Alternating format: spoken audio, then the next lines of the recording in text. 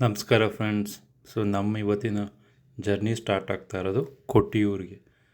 ಕೊಟ್ಟಿಯೂರಿಗೆ ಯಾವ ಮಾರ್ಗ ಹೋಗಬೇಕು, ಯಾವ ಕಡೆಯಿಂದ ಹೋಗಬೇಕು, ಎಷ್ಟು ರೂಟ್ಗಳಿದೆ, ಯಾವ ಕಡೆಯಿಂದ ಸೇಫ್ ಇದೆ, ಕೇರಳದಲ್ಲಿ ಹೇಗಿದೆ ಪರಿಸ್ಥಿತಿ, ಕೊಟ್ಟಿಯೂರಲ್ಲಿ ಹೇಗಿದೆ, ಮತ್ತು ಅಲ್ಲಿ ಫೆಸಿಲಿಟಿ ಹೇಗಿದೆ, ಯಾವ ಡ್ರೆಸ್ ಕೋಡ್ ಇದೆ, ಮತ್ತು ವೆದರ್ ಹೇಗಿದೆ, ಇದೆಲ್ಲ ತಿಳ್ಕೊಳ್ಳೋಣ.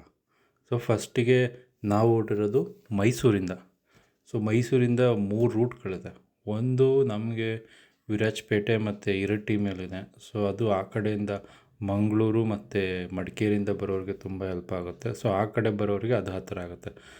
ಮೈಸೂರು ಕಡೆಯಿಂದ ನೀವು ಬರ್ತೀನಿ ಅಂತ ಏನಾದರೂ ಇದ್ದರೆ ನಿಮಗೆ ಕೋಟೆ ರೂಟು, ಎಚ್ ಡಿ ಕೋಟೆ ರೂಟು, ಮಾನಂದವಾಡಿ ರೂಟು, ಮಧ್ಯ ನಿಮಗೆ ದಮ್ಮನಕಟ್ಟೆ, ಕಾಕನಕೋಟೆ ಫಾರೆಸ್ಟ್ ಸಿಗುತ್ತೆ. ಅದು ನಿಮಗೆ ಈಸಿಯೆಸ್ಟ್ ವೇ ಆಗಿರುತ್ತೆ. ಅದಲ್ಲದೆ ನೀವು ಈ ಕಡೆಯಿಂದ ಏನಾದರೂ ಬರ್ತಾಯಿದ್ದೀರ ಅಂತ ಅಂದರೆ ನಂಜನಗೂಡು ಮತ್ತು ಬಂಡೀಪುರ ಫಾರೆಸ್ಟಿಂದನೂ ಕೂಡ ಬರ್ಬೋದು. ಬಟ್ ಫಾರೆಸ್ಟ್ ಲಿಮಿಟ್ ಇದೆ, ಅದನ್ನು ನೋಡ್ಕೊಂಡು ಬನ್ನಿ. ಈ ಕಡೆ ದಮ್ಮನಕಟ್ಟೆ, ಕಾಕನಕೋಟೆ ನಾನು ಹೇಳಿದ್ನಲ್ಲ ಫಾರೆಸ್ಟ್ ಅದು ಬಂದು ನಿಮಗೆ 6 ಗಂಟೆಗೆ ಕ್ಲೋಸ್ ಆಗಿಬಿಡುತ್ತೆ. 6 ಗಂಟೆಯಿಂದ 6 ಗಂಟೆ. ಬೆಳಗ್ಗೆ 6 ಗಂಟೆ ಮತ್ತು ಸಂಜೆ 6 ಗಂಟೆ ಒಳಗಡೆ ನೀವು ಏನಾದರೂ ಇದ್ದರೆ ಪ್ರಯಾಣ ಮಾಡ್ಬೋದು. ಅದಲ್ಲದೆ ಬಂಡೀಪುರ ನಿಮಗೆ 9 ಗಂಟೆವರೆಗೂ ಅವೈಲೇಬಲ್ ಇರುತ್ತೆ. ಅದೇನು ತೊಂದರೆ ಇಲ್ಲ. ಇನ್ನು ಇರಿಟಿ, ವಿರಾಜಪೇಟೆ ಅದು ತೊಂದರೆ ಇಲ್ಲ ನಿಮಗೆ, ಅದು ಆಲ್ವೇಸ್ ಓಪನ್ ಇರುತ್ತೆ.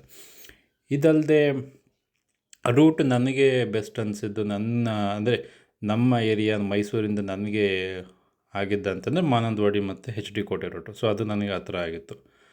ಇನ್ನು ಕೇರಳಗೆ ಹೋಗುವಾಗ ಯಾವ್ಯಾವ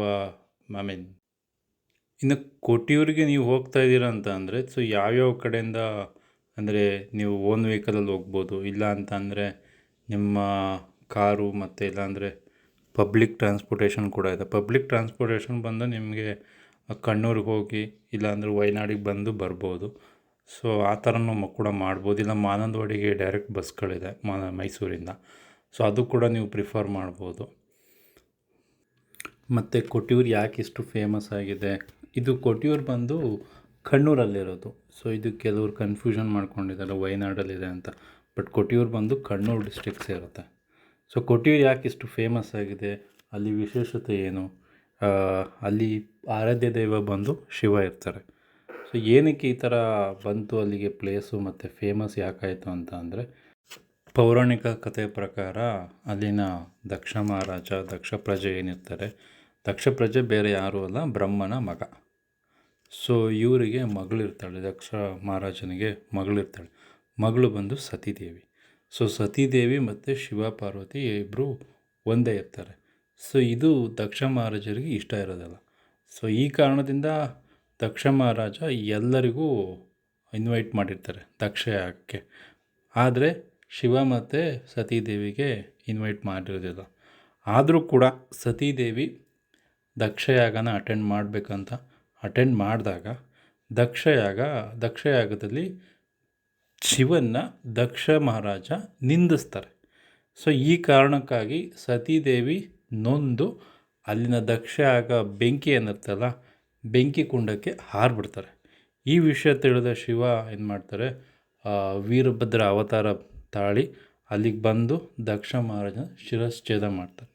ಶಿರಶ್ಛೇದನ ಮಾಡಿ ಆದಮೇಲೆ ಶಿವನ ಕೋಪ ತಣ್ಣಗಾಗಿರೋದಿಲ್ಲ.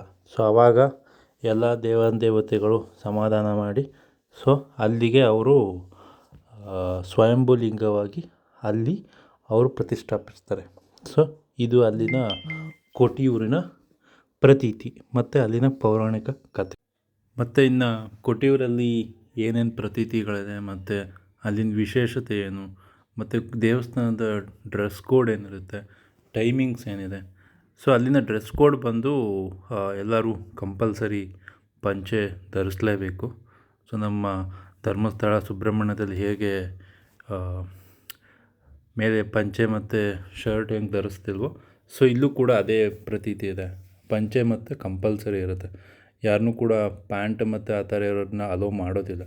ಮತ್ತು ಲೇಡೀಸಿಗೆ ಸ್ಯಾರಿ ಇಲ್ಲ ಅಂದರೆ ಚೂಡಿದಾರ ಆ ಥರದ್ದೆಲ್ಲ ಇರುತ್ತೆ. ಮತ್ತು ಅದಲ್ಲದೆ ಟೈಮಿಂಗ್ಸ್ ಬಂದು ನಿಮಗೆ ಬೆಳಗ್ಗೆ 6 ಗಂಟೆಯಿಂದ ಶುರು ಆಗುತ್ತೆ ಮತ್ತು ರಾತ್ರಿ 8:30, 8 ಗಂಟೆಗೆಲ್ಲ ನಿಮಗೆ ಕ್ಲೋಸ್ ಆಗುತ್ತೆ. ಅದಲ್ಲದೆ ಎಲಿಫೆಂಟ್ ಪ್ರೊಸೆಷನ್ ಇರುತ್ತೆ. ಆನೆಗಳದ್ದು ಅಲ್ಲೊಂದು ಮೆರವಣಿಗೆ ನಡೆಯುತ್ತೆ. ಆ ಸುತ್ತ ದೇವಸ್ಥಾನ ಆ ಥರ ಎಲ್ಲ ರೌಂಡೆಲ್ಲ ಮಾಡಿಸ್ತಾರೆ. ಸೊ ಅದು ಎಕ್ಸಾಕ್ಟಾಗಿ ಟೈಮಿಂಗ್ಸ್ ಗೊತ್ತಿಲ್ಲ. ಸೊ ಅಲ್ಲಿನ ಟೈಮ್ ಪ್ರಕಾರ ಅದು ಬೆಳಗ್ಗೆಯಿಂದ ಸಂಜೆ ಒಳಗಡೆ ಅದು 3 ಸರಿ ಮಾಡಿಸ್ತಾರೆ ಅಂತ ಗೊತ್ತಿದೆ. ಅಷ್ಟು ಬಿಟ್ಟರೆ ಅಲ್ಲಿ ಹೋಗಿ ನೋಡುವ ಯಾವ ಥರ ಫೆಸಿಲಿಟಿ ಇದೆ, ಲಗೇಜ್ಗಾಗಲಿ ಮತ್ತು ಪಾರ್ಕಿಂಗ್ ವೆಹಿಕಲ್ಗಾಗಲಿ ಯಾವ ಥರ ಇದೆ. ಬಟ್ ನಾವು ಹೋಗೋ ರೂಟ್ ಮಾತ್ರ ತುಂಬ ಮಸ್ತಾಗಿದೆ. ಸೊ ಸೀನಿಕ್ ಪ್ಲೇಸ್ ಇದೆ, ತುಂಬ ಡೆಪ್ತಲ್ಲಿದೆ ಪ್ಲೇಸ್ ಬಂದು. ಕೊಟ್ಟಿಯೂರು ದೇವಸ್ಥಾನ ತುಂಬ ಡೌನ್ ಹಿಲ್ಲಲ್ಲಿದೆ. ಸೊ ಗಾಡೀಲಿ ಬರೋರು ಸ್ವಲ್ಪ ಹುಷಾರಾಗಿ ಬನ್ನಿ. ಆಮೇಲೆ ನಾವು ಹೋಗ್ತಾ ಇರೋ ರೂಟ್ ಬಂದು ಈಗ ಕೊಟ್ಟಿಯೂರು ರೂಟಲ್ಲಿ ಇದ್ದೀವಿ ಈಗ ಆಲ್ರೆಡಿ. ಸೊ ಇಲ್ಲಿಂದ ಆಲ್ಮೋಸ್ಟ್ ನಮಗೆ 10-12 ಕಿಲೋಮೀಟ್ರ್ ಆಗುತ್ತೆ. ಬಟ್ ನೀವು ನೋಡ್ತಾ ಇದ್ದೀರಾ ಸೀನಿಕ್ ಪ್ಲೇಸ್ಗಳು ತುಂಬ ಕಾಣಿಸ್ತಾ ಇದೆ. ಸೊ ಅದಲ್ಲದೆ ನಿಮಗೆ ಮಧ್ಯ ಶಾಪ್ಗಳು ಸಿಗುತ್ತೆ. ಹಂಗೇನಾದರೂ ನೀವು ಬ್ರೇಕ್ ತೊಗೋಬೇಕು ಅಂತಂದ್ರೆ ಬ್ರೇಕ್ ತೊಗೊಂಡು ಬರ್ಬೋದು. ರೋಡು ಕೂಡ ಚೆನ್ನಾಗೇ ಇದೆ. ಸೊ ನಮಗೇನು ಆ ಥರ ಹಿಂಸೆ ಅನ್ನೋದಾಗಲಿ ಮತ್ತು ತುಂಬ ಕೆಟ್ಟದಾಗಿದೆ ರಸ್ತೆ ಅನ್ನೋದಾಗಲಿ ಏನೂ ಗೊತ್ತಾಗಲಿಲ್ಲ. ಸೊ ಆರಾಮಾಗೆ ಬಂದ್ವಿ.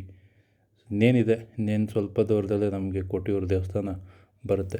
ಅದಲ್ಲದೆ ಅಕ್ಕಪಕ್ಕ ನಾವು ದೇವಸ್ಥಾನದ ಏನೇನು ಟೂರಿಸಮ್ ಪ್ಲೇಸ್ಗಳಿದೆ ಅದನ್ನು ಕೂಡ ಎಕ್ಸ್ಪ್ಲೋರ್ ಮಾಡುವ. ಇಲ್ಲೇ ಅಕ್ಕಪಕ್ಕ ತುಂಬ ಫಾಲ್ಸ್ಗಳಿದೆ ಅಂತೆ. ಸೊ ಅದು ಕೂಡ ಎಕ್ಸ್ಪ್ಲೋರ್ ಮಾಡುವ. ಸೊ ಫಸ್ಟು ಕೊಟ್ಟಿಯೂರು ದೇವಸ್ಥಾನದಲ್ಲಿ ದರ್ಶನ ಮಾಡಿಕೊಂಡು ಸೊ ಅದೆಲ್ಲ ಮುಗಿಸ್ಕೊಂಡು ಬೇರೆ ಪ್ಲ್ಯಾನ್ ಮಾಡುವ ಅಂತ ಇದೆ ಪ್ಲ್ಯಾನು. ಸೊ ನಾವು ಅಂದ್ಕೊಂಡ್ವಿ ಕೊಟ್ಟಿಯೂರಲ್ಲಿ ತುಂಬ ಮಳೆ ಇರುತ್ತೆ ಅಂತ. ಬಟ್ ಇಲ್ಲಿ ನೋಡಿದ್ರೆ ಬಿಸಿಲೇ ಇದೆ. ಬಟ್ ಇವತ್ತೇನು ಮಳೆ ಬರೋ ಮುನ್ಸೂಚನೆ ಇಲ್ಲ. ಬಟ್ ನಾವು ಹಿಂದೆ ಎಲ್ಲ ನೋಡಿದ್ವಿ ತುಂಬ ಮಳೆ ಇರುತ್ತೆ ಕೊಟ್ಟಿಯೂರು ದೇವಸ್ಥಾನದ ಹತ್ರ ಅಂತ ಹೇಳಿದರು. ಬಟ್ ಇಲ್ಲಿ ನೋಡಿದ್ರೆ ನಮ್ಗೆ ಆ ಥರದ್ದೇನು ಅನ್ನಿಸ್ತಾ ಇಲ್ಲ. ಬರೀ ಬಿಸಿಲೇ ಇದೆ. ಬಟ್ ಮುಂದೆ ಹೇಗಿದೆ ಗೊತ್ತಿಲ್ಲ. ಬಟ್ ಸುತ್ತಮುತ್ತ ಪರಿಸರ ಮಾತ್ರ ತುಂಬ ಚೆನ್ನಾಗಿದೆ. ತುಂಬ ಡೌನ್ ಇರೋದ್ರಿಂದ ಗಾಡಿಗಳು ಸ್ವಲ್ಪ ಹೋಗೋದು ನಿಧಾನ. ಸೊ ಬರೋರು ಸ್ವಲ್ಪ ಗಾಡೀಲಿ ಮತ್ತು ಕಾರಲ್ಲಿ ಬರೋರು ಹುಷಾರಾಗಿ ಬನ್ನಿ. ಇನ್ನೇನು ನಾವು ಹತ್ತಿರ ಬಂದಿದ್ದೀವಿ ಕೊಟ್ಟಿಯೂರು ದೇವಸ್ಥಾನಕ್ಕೆ. ಸೊ ಇಲ್ಲಿಂದ ಆಲ್ಮೋಸ್ಟ್ ಆಗಲೇ ನಿಮಗೆ ಪಾರ್ಕಿಂಗ್ ಏರಿಯಾಗಳು ಕಾಣಿಸ್ತಾ ಇದೆ. ಸೊ ಇಲ್ಲಿಂದ ಎಂಟ್ರಿ ಶುರು ಆಗುತ್ತೆ ಕೊಟ್ಟಿಯೂರು ದೇವಸ್ಥಾನಕ್ಕೆ. ಸೊ ಅಕ್ಕಪಕ್ಕ ನಿಮಗೆ ಶಾಪ್ಗಳು ಕೂಡ ಕಾಣಿಸ್ತಾ ಇದೆ. ಸೊ ಇಲ್ಲಿ ನಾವು ಮುಂದೆ ಹೋದರೆ ನಿಮಗೆ ಪಾರ್ಕಿಂಗ್ ವ್ಯವಸ್ಥೆ ಇರುತ್ತೆ. ಸೊ ಬನ್ನಿ.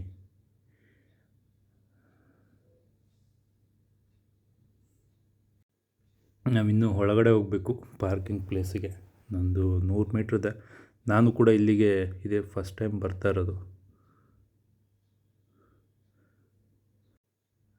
ಅಕ್ಕಪಕ್ಕ ಜನಗಳು ಕರೀತಾ ಇರ್ತಾರೆ ಪಾರ್ಕಿಂಗ್ ಇಲ್ಲಿ ಮಾಡಿ ಅಂತ. ಬಟ್ ಪಾರ್ಕಿಂಗ್ ಫೆಸಿಲಿಟಿ ಒಳಗಡೆ ಚೆನ್ನಾಗೇ ಇದೆ. ಸೊ ಅಲ್ಲಿ ನೀವು ಬೈಕು ಮತ್ತು ಕಾರೆಲ್ಲ ಪಾರ್ಕಿಂಗ್ ಮಾಡ್ಬೋದು.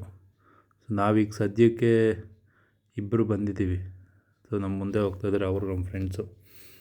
ಸೊ ಈಗ ನಾವಿಲ್ಲಿ ಬೈಕ್ ಪಾರ್ಕಿಂಗ್ ನಿಮಗೇನು ಕಾಣಿಸ್ತಾ ಇದೆ, ನಾವಿಲ್ಲೇ ಈಗ ಸದ್ಯಕ್ಕಿಲ್ಲೇ ಬೈಕ್ ಪಾರ್ಕ್ ಮಾಡ್ತೀವಿ. ಸೊ ಮಾವಿನ ಮರಗಳಿದೆ. ಸೊ ಇಲ್ಲಿ ನಾವಿಬ್ಬರು ಪಾರ್ಕ್ ಮಾಡಿ ಮತ್ತೆ ಅನ್ಡ್ರೆಸ್ ಆಗಿ ಸೊ ಲಗೇಜಲ್ಲಿ ಸೇಫ್ ಮಾಡಿಬಿಟ್ಟು ಸೊ ನಾವು ದರ್ಶನಕ್ಕೆ ಮುಂದೆ ಹೋಗುವ. ಸೊ ಲಗೇಜೆಲ್ಲ ಸೇಫ್ ಮಾಡಿದ್ದೀವಿ. ಸೊ ಈಗ ನೋಡ್ತಾ ಇದ್ದೀವಿ ಇದೇ ನದಿ ಮಧ್ಯ ಹರಿಯೋದು. ಸೊ ಇಲ್ಲೇ ಸ್ನಾನ ಮುಗಿಸ್ಕೊಂಡು ನೆಕ್ಸ್ಟ್ ಇಲ್ಲಿ ಬ್ರಿಡ್ಜ್ ಕಾಣಿಸ್ತಾಯಿದೆ, ಇದೇ ನೆಕ್ಸ್ಟು ಬ್ರಿಡ್ಜ್ ರೆಡಿ ಆಗ್ತಾಯಿದೆ. ಸೊ ಇಲ್ಲಿಂದ ನಮ್ಮ ಪಯಣ ಶುರು. ಸೊ ಇದು ದೇವಸ್ಥಾನಕ್ಕೆ ಹೋಗೋ ರೋಡ್ ಆಗಿರುತ್ತೆ. ಮಧ್ಯ ನಿಮಗೆ ಎಂಟ್ರಿ ಸಿಗುತ್ತೆ. ಅಕ್ಕಪಕ್ಕ ನಿಮಗೆ ಚಿಕ್ಕ ದೇವಸ್ಥಾನಗಳಿದೆ. ಸೊ ಅದನ್ನ ಮುಗಿಸ್ಕೊಂಡು ಹೋಗ್ಬೋದು. ಎಂಟ್ರಿಯಲ್ಲೇ ನಿಮಗೆ ಗಜರಾಜ ಕಾಣಿಸ್ತಾರೆ. ಸೊ ಈ ಆನೆಗಳೇ ನಿಮಗೆ ನೆಕ್ಸ್ಟು ಪ್ರೊಸೆಷನಲ್ಲಿ ಭಾಗವಹಿಸುವ ಆನೆಗಳು. 2 ಆನೆಗಳಿರುತ್ತೆ. ಒಂದು ಶಿವ ಆಗಿರುತ್ತೆ, ಇನ್ನೊಂದು ಪಾರ್ವತಿ ಆಗಿರುತ್ತೆ. ಸೊ ನಾವೀಗ ಕ್ಯೂವಲ್ಲಿದ್ದೀವಿ. ಜನಗಳಾಗಲೇ ದರ್ಶನ ಮುಗಿಸ್ಕೊಂಡು ಹೋಗ್ತಾ ಇದ್ದಾರೆ. ಸೊ ಪಕ್ಕದಲ್ಲಿ ನಿಮಗೆ ಅನ್ನಪ್ರಸಾದ ಅದಕ್ಕೆ ಕ್ಯೂ ನಿಂತ್ಕೊಂಡಿದ್ದಾರೆ. ಸೊ ಇದಲ್ಲದೆ ನೀವು ನೋಡ್ತಾ ಇದ್ದೀರಿ ಕ್ಯೂ ತುಂಬ ಇದೆ. ಜನ ಆಗಲೇ ತುಂಬ ಜನ ಸೇರಿಕೊಂಡಿದ್ದಾರೆ. ಸೊ ಅಲ್ಲಿಂದ ವಿಶೇಷತೆಯೇ ಚೆನ್ನಾಗಿರುತ್ತೆ. ಸೊ ಹಟ್ ಹೌಸ್ಗಳು ಮತ್ತು ಗರಿ ಮನೆಗಳು, ಸುತ್ತ ಸುಂದರವಾದ ಬೆಟ್ಟ ಗುಡ್ಡಗಳು. ಇದಲ್ಲದೆ ಅಲ್ಲಿನ ದೈವ ಶಿವ ಆಗಿರ್ತಾನೆ. ಸೊ ನಾವು ಈಗ ಕ್ಯೂವಲ್ಲಿ ನಿಂತ್ಕೊಂಡು ದರ್ಶನ ಎಲ್ಲ ಮುಗಿಸ್ಕೊಂಡು ಹೋಗುವ. ಸೊ ಇಲ್ಲಿನ ಪ್ರತೀತಿಯಾಗಿ ಪ್ರಸಾದ ಇದು. ಸೊ ಅಪ್ಪಂ ಪ್ರಸಾದ. ಸೊ ಇದೆಲ್ಲ ಮುಗಿಸ್ಕೊಂಡು ನೆಕ್ಸ್ಟು ನಿಮಗೆ ಆ ಆನೆಗಳದ್ದು ಪ್ರೊಸೆಷನ್ ಇರುತ್ತೆ. ಸೊ ಅದನ್ನು ನೆಕ್ಸ್ಟ್ ವೀಡಿಯೋದಲ್ಲಿ ನೋಡುವ. Thank you.